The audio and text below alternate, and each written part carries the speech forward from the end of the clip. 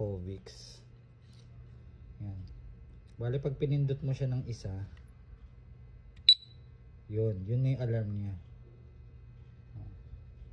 Ngayon pag dalawa, yun naman yung silent.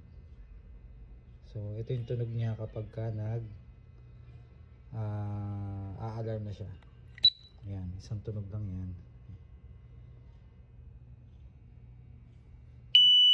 So yun yung indication na ano na siya, naka-on na siya. Na pag nagalaw na siya, is pwede na siya mag-alarm. So galawin na. Yan. Yun yung warning. So yung pangalawa na magalaw siya, ayan, warning na yan, mag-a-alarm na siya.